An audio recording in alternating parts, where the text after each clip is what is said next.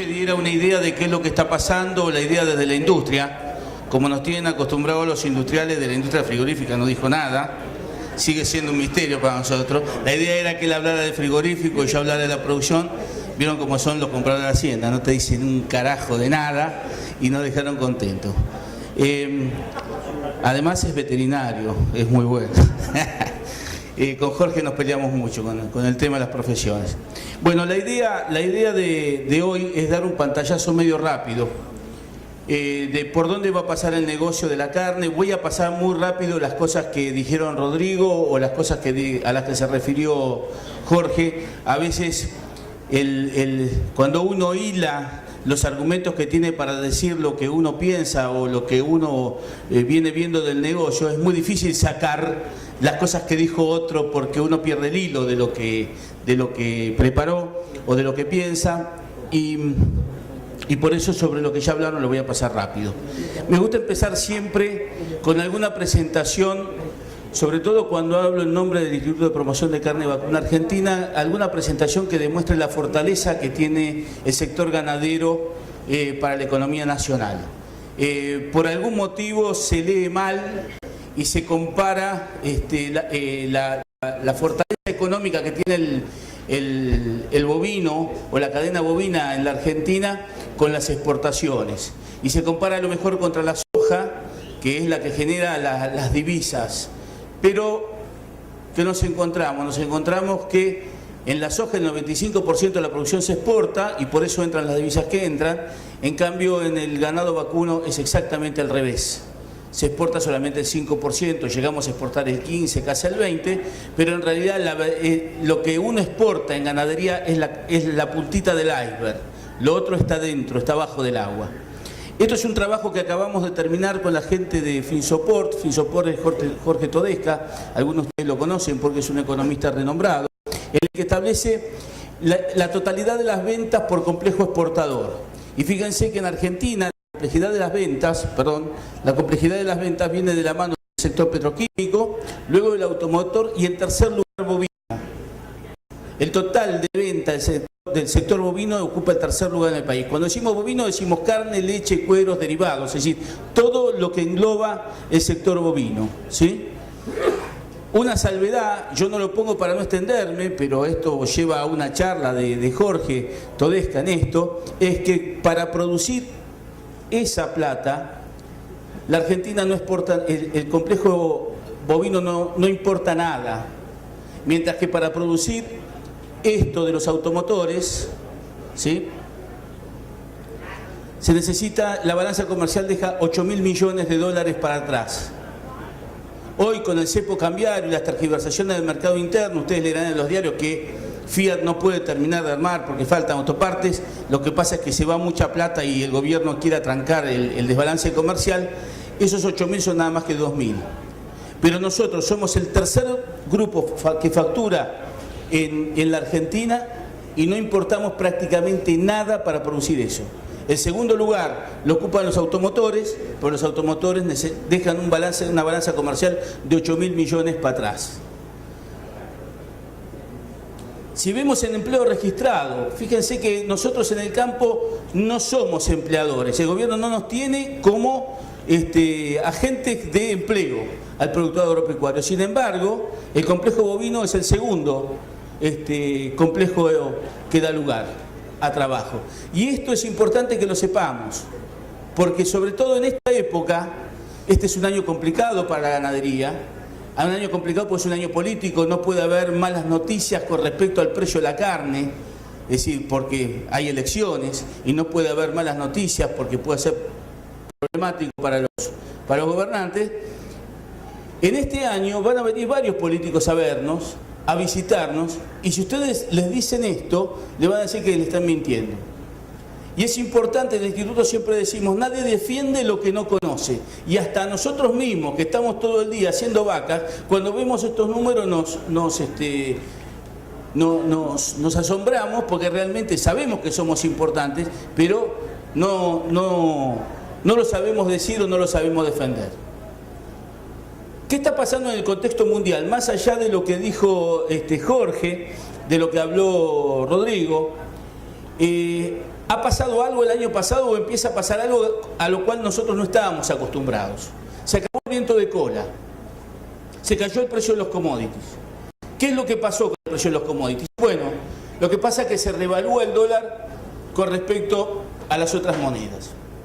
Se revalúa el dólar con respecto a las otras monedas, devalúa Unión Europea, el euro cayó de 1,36 a 1,04, el rublo devaluó más del 50%, Brasil acomodó su moneda, Uruguay acomodó su moneda, todos van acomodando sus monedas en función de dar más competitividad, y la economía americana, que vino de un desastre, acuérdense ustedes la parafernalia de plata que tiró Obama al mercado para mantener viva la economía americana cuando le tocaba asumir, porque parecía que Estados Unidos desaparecía. Estados Unidos empieza a funcionar de vuelta y el dólar vuelve a cobrar la fortaleza que tenía eso. ¿Eso qué significa? Que vendemos a los mismos euros que vendíamos la cuota Hilton a Europa. Lo que pasa es que esos euros son menos dólares, porque el euro vale menos frente al dólar.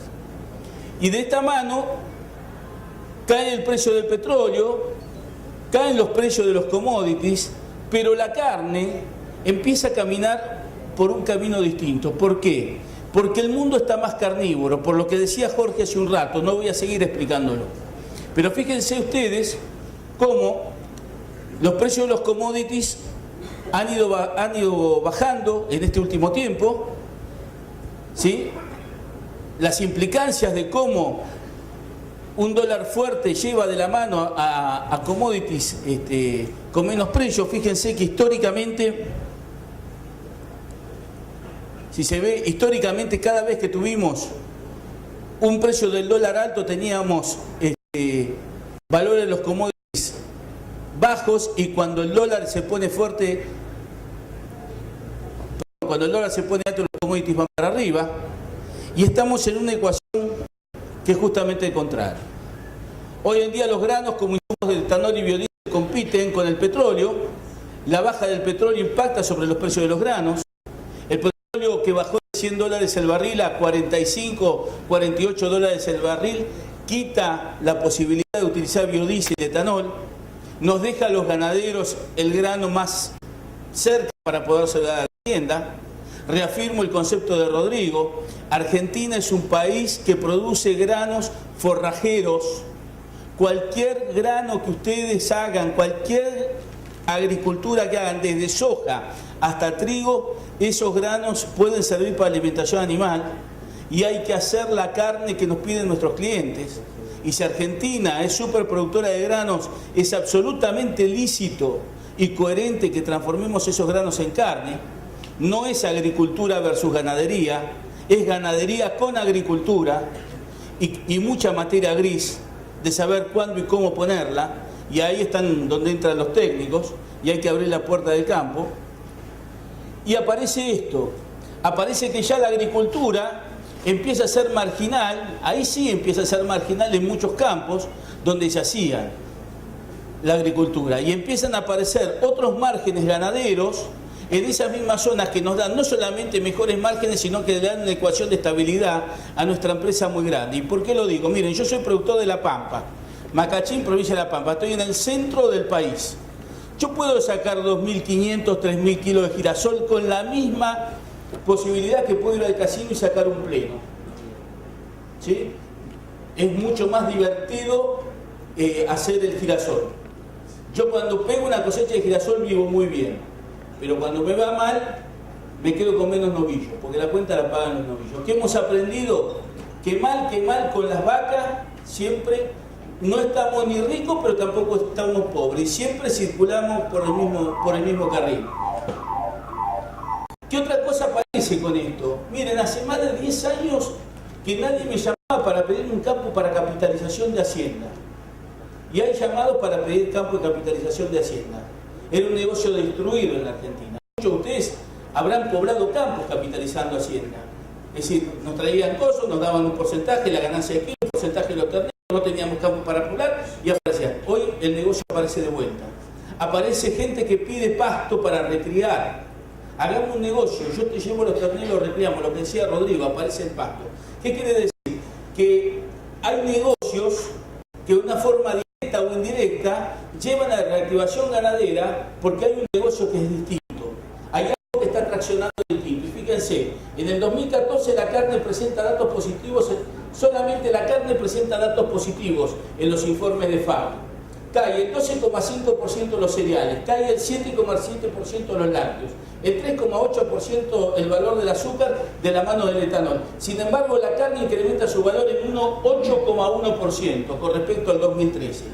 En el 2010, cuando hicimos el Congreso Mundial de la Carne, en la Sociedad Rural Argentina en Palermo, que organizó el Instituto, el delegado de Unión Europea que vino a hablar de los mercados dijo: la carne en el 2050 va a ser escasa y cara como el caviar ruso. Escasa y cara como el caviar ruso. Y les digo, hay una sola zona del planeta en que se puede incrementar la producción bovina, y es el Mercosur. Y dentro del Mercosur los países que pueden incrementar fuertemente son Brasil y Argentina. Ni Brasil, ni Uruguay, ni Paraguay pueden acompañar el ritmo de aumento de la demanda. Los que lo podemos hacer somos Brasil y Argentina. La demanda asiática china de carne crece un 30%. Hay un vuelco masivo en el consumo de carnes. Anecdótico. China sufre un proceso de urbanización. La gente se va de la ruralidad a la urbanidad. Millones de personas pasan de dejar de consumir lo que producen en su quinta de subsistencia a ir a un centro urbano, cobrar un sueldo e impresionar en el mercado.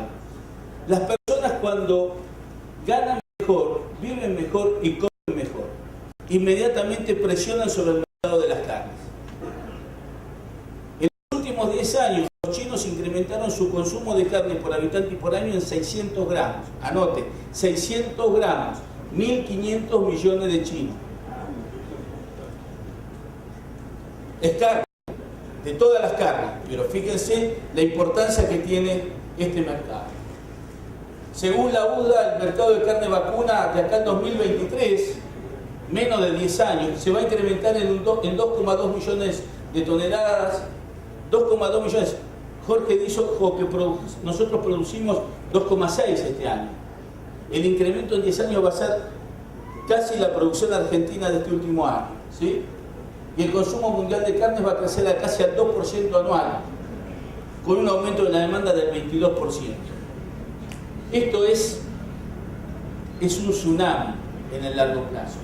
Si nosotros vemos cómo se han ido evolucionando los precios, vemos que leche y huevos, carne y huevos, son los que más han subido de valores.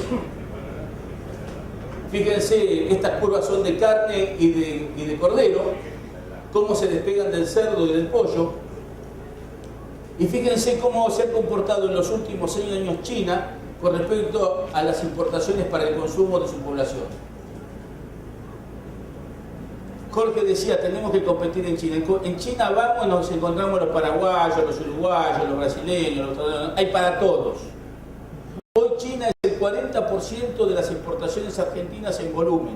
En el año 2011, cuando abrimos, estaba a cargo de la Secretaría Alejandro Lotti, que nos acompaña hoy, cuando abrimos con un container que mandamos del instituto era 0. Hoy es el 40%. Y China se está llevando garrón y brazuelo y cortes del delantero. Y nos queda el capítulo que después lo vamos a hablar de la carne con hueso y la carne enfriada.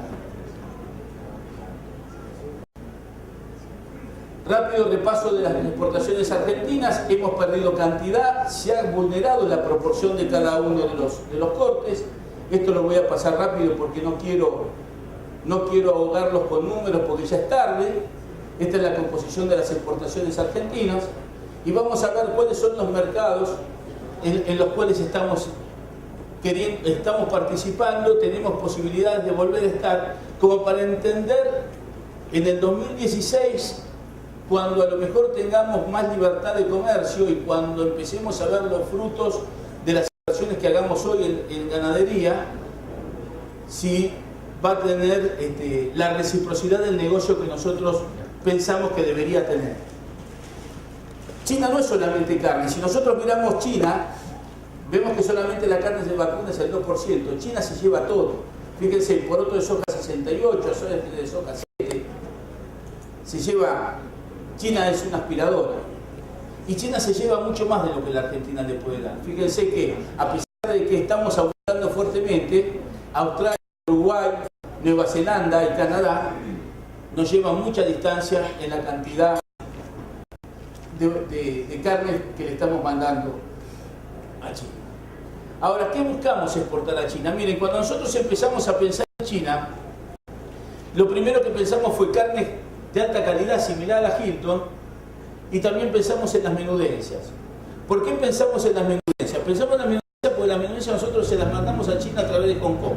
En realidad, Jorge lo sabe explicar mejor que yo, porque él pertenece al mundo de la farándula que se mete en estos líos, en la runfla, como se dice en la jerga.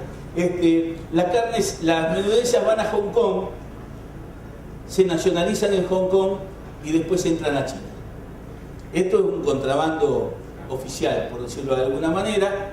Eso tiene un costo de entre 400 y 600 dólares, nacionalizar y pasar. Y nosotros pensábamos, si nosotros entramos directamente a China, nos ahorramos los 400 o 600 dólares de premio. Bueno, realmente no lo hemos podido hacer. En realidad hay quien dice que este es un mecanismo institucionalizado con el cual China, más allá de las normas para saltar las normas de la OMC, la Organización Mundial del Comercio, lo que hace es cerrar y abrir la frontera con el ejército y dejar pasar lo que le conviene y no le conviene. Si le conviene, retira el ejército y deja pasar las menudencias, y si no le conviene, manda el ejército. A veces le vuelan la cabeza a alguno, pero hay muchos chinos, así que las menudencias siguen dando. También lo que dicen que los varones que manejan el negocio de la menudencia son chinos, pero viven en Hong Kong. Cuando nosotros vamos a las ferias internacionales, a Xi'an o a Pekín, los que compran menudencia vienen de Hong Kong, no te dejan una tarjeta de identificación ni por asomo. Nada que pueda identificarlos o decir que ellos operan desde Japón. Perdón, desde Hong Kong. También pensamos en la carne enfriada. La verdad que lo que pudimos hacer es llevar los protocolos de carne congelada, y como es una categoría que les da cierta seguridad, porque la carne congelada tiene mucho más vida útil que la enfriada, esto entró rápidamente. Sin embargo, y lo que se exporta, como le decía recién, es básicamente garrón, brazuelo y cortes del delantero que van congelados, lo cual integra muy bien la red nuestra. Y en este momento, en que, como vamos a ver después, Rusia está absolutamente cerrado, no nos compra nada, se está llevando mucha de la carne que se llevaba a Rusia, se la está llevando China. ¿Cuál es el desafío? Hoy hay una misión en China, en Beijing, de todo el SENASA. Digo todo el SENASA porque fue la gente de frigorífico, fue la gente de epidemiología, la gente de campo, para abrir los protocolos de enfriada y carne con hueso. Esto nos va a dar una ventaja importante. Enfriada China, tanto en Beijing, en Shanghái, en Guangzhou, hay cadenas de hoteles y cadenas de restaurantes en las que la carne argentina se valora y muy bien. Para que ustedes tengan una idea, hay un restaurante que se llama El Obelisco, que es de un chino, le compra a un frigorífico argentino, le compra la carne madurada, pero congelada, la hace faenar, la hace madurar en el frigorífico y después la congela. ¿Y está dispuesto a pagar cuánto por eso, Jorge? 8 o 9 mil dólares todos los cortes. No solamente eso. Sería un rampalón de 18 mil dólares. Hoy estaría pagando más que lo que paga el Hilton Unión Europea. Pero fíjense que el proceso de maduración, que cuando va a Europa, o si fuera por trámite normal a China, se da en el frío, en el viaje del barco, en esos 30 días que tiene de barco. Como no puede entrar enfriada, el chino se la hace madurar en el frigorífico y después pide que se la congele. Él la quiere madurar. La madurez, para los que no saben, le da una terneza. Ustedes van a Alemania y dicen, este bife se corta con cuchillo. Ese bife se corta, con cuchara. Se corta con cuchara porque está madurado. La maduración da una terneza extraordinaria. Carne con hueso, los uruguayos están mandando carne con hueso, así que yo creo que eso nos va a dar la posibilidad de poder estar presentes en Chile. ¿Qué pasa con Rusia? Bueno, Rusia llegó a ser, ¿se acuerdan? En 2008-2009, la sequía extrema que tuvimos, donde desaparecieron un montón de vacas. Yo le llamo la época del puré de vacas. El puré de vacas se lo llevó Rusia. Si no hubiera estado Rusia, nos comíamos nosotros el puré de vaca, hubiera sido desastroso. Rusia lleva carne industria, pero bueno, la devaluación del rubro lo llevó al desastre. Es importante Rusia entender esto porque es el principal comprador de las exportaciones de pollo. Hoy los polleros argentinos tienen caído sus principales mercados, que son Rusia y Venezuela. Por eso el pollo está barato acá, y hay algunos polleros que nos dicen que estamos rompiendo los huevos, pero literalmente están rompiendo los huevos, porque no saben a quién poner.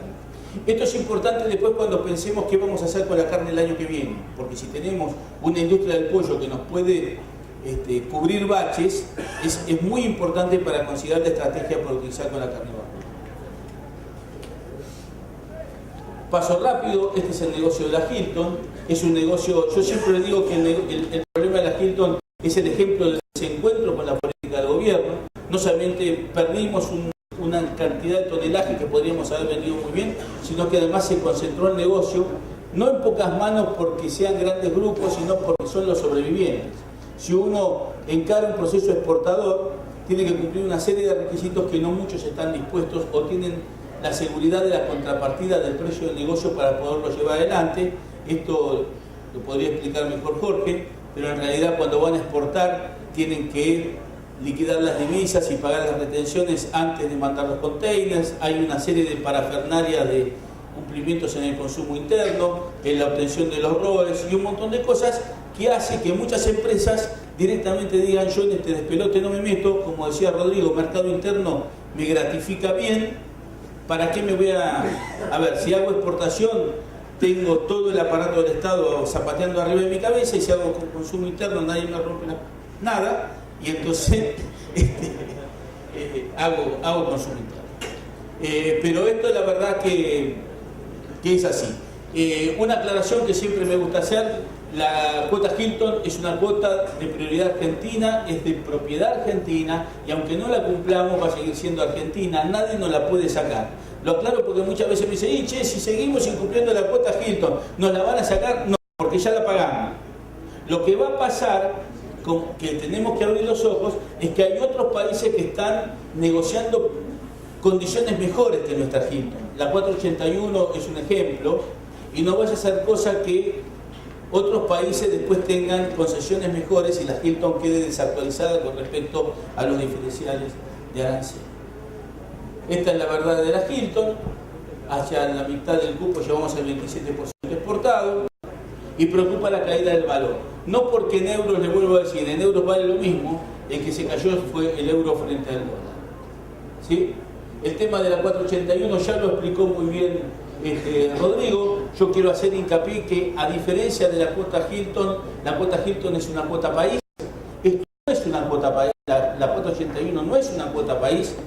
En la Hilton, como es país, la tiene que distribuir el Ministerio de Agricultura entre los distintos actores. La 481 es un arreglo entre el importador y el exportador.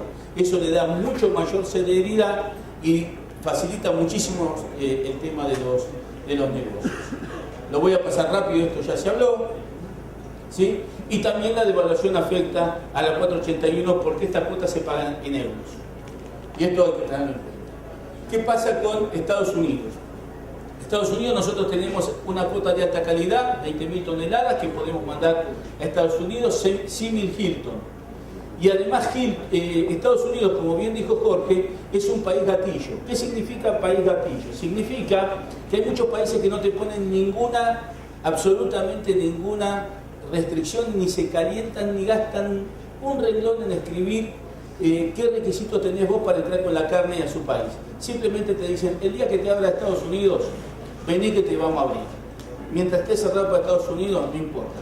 Es lo que pasa con Unión Europea. Unión Europea, Israel. Nosotros le vendemos a Israel una cuota país, pero tuvimos que volver al mercado de la Unión Europea para que Israel nos vuelva a comprar. Bueno, con Estados Unidos pasa lo mismo, pasa con México, pasa con Canadá.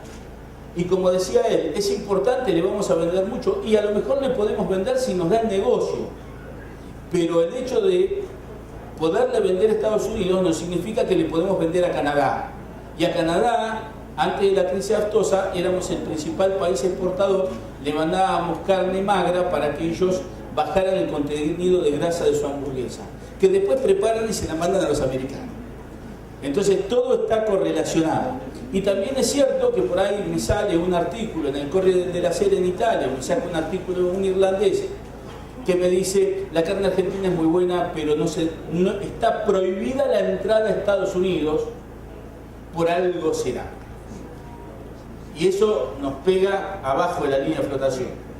Entonces, ¿qué es lo que hemos hecho? Nosotros sistemáticamente desde hace muchos años venimos haciendo gestiones para estar en el mercado. En realidad el mercado americano es un mercado que se tergiversó después de la crisis naftosa y se metieron otros considerandos como los holdout y mucha gente que tiene cosas en contra de Argentina, y armaron un colectivo de cosas en contra que se metió en el Senado de los Estados Unidos y empezó a armar lío.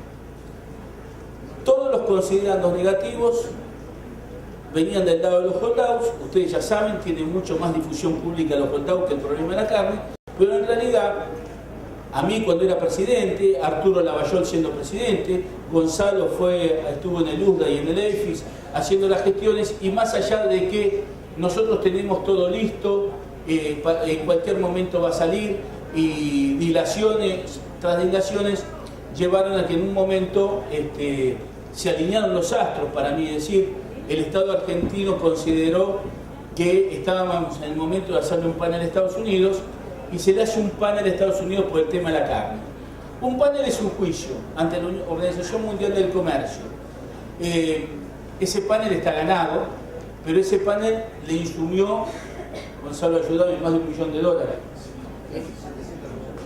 700, no, 700, entre 700.000 y $1 millón de honorarios de abogados que los bancó el instituto. Para los que algunos dicen, bueno, ¿para qué está el aporte del instituto? Bueno, parte de esa plata fue para pagar abogados para estar presentes en el mercado americano, y el juicio se ganó. Ahora estamos, porque Estados Unidos apeló. Las apelaciones, si hay abogados acá, es igual que en Argentina, tienen que presentar otros argumentos. No vale apelar con los mismos argumentos, tienen que presentar los otros argumentos que no tienen, con lo cual nosotros pensamos que octubre, noviembre, va a estar la sentencia definitiva y van a tener que abrir. Con lo cual 2016 es muy probable que estemos pudiendo entrar carne a los Estados Unidos. No es menor, por lo que le decía recién, porque se va a abrir Canadá. Cuando hemos ido con Canadá, a Gonzalo también le pasó, los canadienses nos dicen, nosotros somos un país independiente y podemos abrir y cerrar y lo podemos hacer independientemente de Estados Unidos. Sí, pero la carne se la va a vender por Estados Unidos, Minga que nos va a abrir antes que Estados Unidos. Está todo interrelacionado. México, un gran consumidor, es otro de los países a los que podemos estar. Ni pensar si no estás en Estados Unidos. Con lo cual, abierto a Estados Unidos, se sigue abriendo el ramillete de opciones a los cuales nosotros podemos estar presentes. ¿Y cómo es la evolución del negocio? ¿Cómo nos preparamos nosotros para esto? En realidad nosotros venimos bastante complicados. Venimos bastante complicados porque la faena viene subiendo, lo voy a pasar muy rápido, la producción ha ido bajando, ¿sí? El perfil de recuperación del rodeo está complicado, porque está complicado en las categorías de novillos, en la categoría de novillitos y vaquillonas para servicio. Para hacer la cuota Hilton se necesitan 1.500.000 novillos engordados a pasto, única y exclusivamente a pasto. De ya les digo que no hay en la Argentina esa cantidad de novillos. Y para hacer la cuota 481 se necesita llegar al mismo quilaje con un proceso un poco más mixto. ¿Es más probable? Sí, es más probable, pero hay un periodo de recría que no nos está ayudando mucho. En realidad nosotros tenemos vulnerado hoy dos variables. Tenemos una alta proporción de la faena en hembras, que esto limita nuestro crecimiento, y fíjense la participación de las hembras y la participación de los novillos en la composición de la faena, ¿sí? Y por otro lado lo que tenemos es un muy bajo peso de faena, a lo que se refirió Rodrigo, pero en realidad cuando nosotros hablamos de novillos de exportación estamos hablando de más kilos hay que darle muchísimo más kilos porque necesitamos otro tipo de mercadería. Con respecto al maíz, lo que había dicho al principio, fíjense, la relación carne-grano se movió de 15 a 1 a 18 a 1, ¿sí? Esta diferencia es dar un circuito virtuoso para que podamos darle kilaje a nuestra hacienda. Esto lo pasó Rodrigo, y acá estamos en la otra punta de la madera. Este es el primer año donde otra vez la faena va a superar el destete. Después del 2010, en el que hubo el reacomodamiento de precios, retuvimos hembras, se frenó la faena y empezamos un circuito virtuoso, el rodeo crecía, recuperamos 2-3 millones de cabezas. Este es el primer año en que la faena es superior al destete. Y tuvimos varios problemas terminan dándolos un número de entre 300 y 600 mil terneros menos, que después voy a explicar por qué la variación. Tuvimos una primavera, una época de parición del año pasado muy complicada en la cuenca del Salado. Por más de que el NOA, el NEA crezcan, y yo la verdad que admiro el crecimiento, todavía más del 40% de las madres están en cuenca del Salado, y lo que pasa en la provincia de Buenos Aires y en la cuenca del Salado influye grandemente. El año pasado los terneros nacían con la vaca con el agua hasta el ombligo, los terneros se morían al nacer y hay una merma muy grande de terneros. Hay quien dice que son 600.000. Carvap hizo una encuesta rural por rural en la cuenca del Salado y la cuenta nos da 600.000.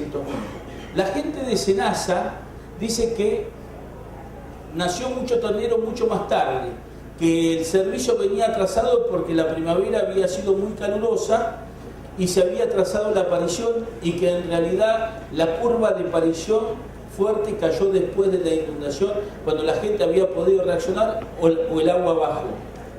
Esa diferencia es la variación. ¿Faltan 300 o faltan 600? Pero por ahí pega la ecuación.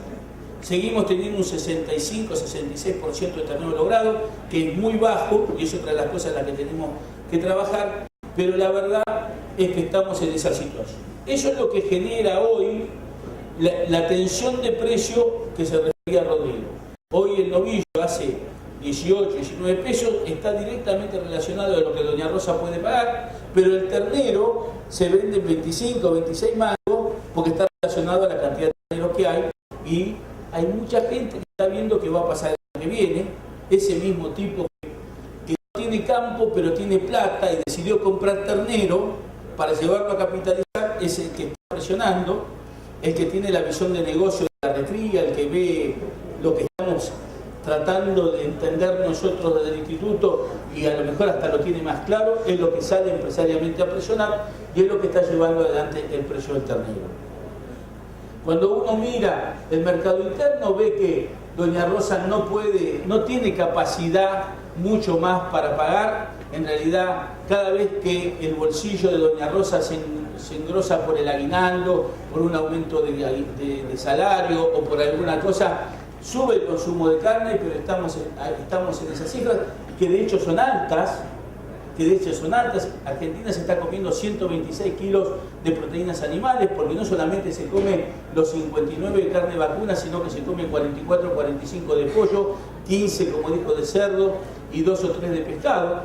126 está muy por arriba de Estados Unidos, que come 118, y los países de Europa no llegan a 100, con lo cual no estamos tan mal en la definitiva. Fíjense la carne cómo se relaciona con el pollo. El pollo está barato, por lo que hablábamos hace un rato de que no pueden colocar mercadería. La línea azul es la cantidad de kilos de pollo que yo me compro con 1 kilo de asado. Fíjense que muy pocas veces estuvo más alto. La de abajo es el cerdo, con muy baja variación. Y fíjense el precio de la carne, el promedio del precio de la carne, a pesar de la inflación que sufrimos el último año, no ha acompañado la variable de precio. Generalmente, la recomposición de precio al mostrador, por una cuestión estacional, se da en marzo. Fíjense que generalmente los despelotes con el gobierno por el precio de la carne explotan en marzo. Yo si tengo que pagar el alquiler de un campo, y se lo doy como consejo a ustedes, nunca pongan vencimiento marzo, porque puede ser que se coman el aumento del precio de la carne en esos meses. Este año todo hace pensar que los engordes vienen atrasados por el tema de las inundaciones, por el tema del calor, y toda la cantidad de hacienda que tendría que haberse terminado de entrar en marzo va a terminar de estar lista para junio, julio. O sea que la recomposición de precios se espera para el segundo semestre. Lo vuelvo a decir, la recomposición de precios que se esperaba para marzo se espera para junio, julio. Coincidente con las PASO. El pelote político en puerta, coincidente con las PASO. Pero esto se los digo porque mucha gente dice, y estoy comprando el ternero a 26, y el novillo lo voy a vender a 20, estoy perdiendo. Bueno, va a haber una recomposición de precios porque se va a producir la escasez desfasada a lo que pasó otros años. Factores que van a definir el futuro del negocio. Miren, todo lo que hablamos está muy lindo. El dólar va a seguir su camino, se va a seguir revalorizando, va a empezar a jugar. Ustedes se acuerdan de un concepto que nosotros nos olvidamos, pero ¿se acuerdan de la tasa federal de la Reserva Americana? ¿Está al cero? Bueno, cuando la tasa federal de la Reserva Americana suba al medio o suba al 1, arma de pelota en los mercados impresionante. Eso va de la mano de la revaluación del dólar. Y eso va de la mano de la política americana, de cómo quiere que sus inversionistas, en dónde prefiere que sus inversionistas pongan la plata. Eso va a ser importante. Va a ser importante el tema de cómo nos mantenemos con China, y va a ser importante el mercado interno, cómo va a ser la evolución de la relación de precios, salarios, inflación y precios relativos. Pero también es importante qué vamos a hacer nosotros para defender nuestra producción. Y acá va el mensaje, que es el mensaje de que nadie defiende lo que no conoce, y que tenemos que saber más de nuestro negocio y de lo que va a venir. ¿Por qué? Porque nosotros necesariamente tenemos que bajar la faena de hembras y necesariamente tenemos que subir el peso de faena. Y eso lo tiene que entender muy bien el gobernante que venga. Pero cuando saquemos esas categorías del mercado, vamos a hacer una fenomenal restricción de la oferta. Y eso las autoridades lo deben saber. Porque cuando haya esa fenomenal restricción de la oferta, va a haber una explosión de precios. ¿Se acuerdan cuando Campo puso el precio mínimo de faena? A la semana tuvimos un despelote con el precio y terminamos siendo nosotros los responsables de la suba del precio. No, el responsable de la suba del precio fue Campo, que puso una medida de restricción del precio de faena y retiró del mercado más del 30% de la oferta. Si vos retiras del mercado el 30% de la oferta, se te va el precio, te guste o no, acá, en China, en Marruecos o en Estados Unidos. Esto es así. Entonces, hay que saber que nosotros necesitamos romper esa barrera para poder colocarnos en otra ecuación, tener mayor eficiencia de stock, que haya más carne, conseguir nuevos mercados y entrar en un proceso proactivo. Miren, hay mucha gente que se llena la boca diciendo, mirá los uruguayos, exportan más que nosotros, mirá los uruguayos. Yo soy presidente del Foro Mercosur de la carne y trato mucho con los uruguayos. Tengo que decírselo, es una pelotudez decir eso. ¿Por qué? Porque Uruguay tiene 12 millones de cabezas y 4 millones de habitantes. Uruguay no se puede comer lo que produce. Entonces, ¿cómo no van a defender la exportación? Si no se pueden comer lo que producen. Ahora, nosotros, Argentina, históricamente, vamos de 2.500.000 a 3 millones de toneladas. Nos pegamos el sopapo, importación, mercado interno, y en vez de ser valiente, ir para adelante, hacer lo que hay que hacer y colocarnos en 3,5 millones, 4 millones de toneladas, que es la ecuación uruguaya, donde no te podés comer lo que producís, entonces ya no hay más discusión, exportamos, los productores agarramos precios, los frigoríficos trabajan y hay un circuito operativo, decidimos no, vamos a ponerle precio mínimo, vamos a romperle las que te conté a los productores, vamos a cercenar el comercio y entonces volvemos otra vez para atrás. Si alguno de ustedes fue al mar alguna vez, saben que si uno rompe la rompiente, después es mucho más plácido estar en el mar que estar en la parte de las olas donde las olas te pegan constantemente. Bueno, hay que romper la vertiente, hay que romper la rompiente, hay que pasar eso. Y eso es el mensaje que tienen que entender los que van a venir. Porque si el que va a venir dice, el sector agropecuario es el motor de la economía argentina, es extraordinario, todos lo vimos. La ganadería hay que sacar la retención, hay que dejarla exportar, vamos para adelante. Pero al día siguiente la carne le va de 70 mangos a 150 pesos y volvemos para atrás, no sirve de nada. Tienen que entender. Ahora, si pasa eso, el pollo, el cerdo, ¿están en condiciones de ayudar? Sí. ¿Es bueno para el cerdo y el pollo? Es extraordinario para el cerdo y el pollo. Porque entramos en lo que decía Jorge. Estados Unidos exporta su lengua y se come las nuestras. Y hace negocio. Y cuando hace negocio, vivimos todos mejor. Y de esto se trata. Entonces, creo que esto lo tenemos que saber decir y no hay que esconderle el poncho a nadie. Hay que decir, muchachos, hay que crecer y crecer duele. Y nos va a doler. Pero todos necesitamos poner una producción como la ganadera, que además la agricultura nuestra es mucho más eficiente convirtiéndola en carne acá que mandándola a un cerealista Rosario, y además damos más trabajo acá y desarrollamos el país de otra manera. Es necesario que actuemos con un poquito más de inteligencia que lo que venimos haciendo hasta ahora. Muchas gracias.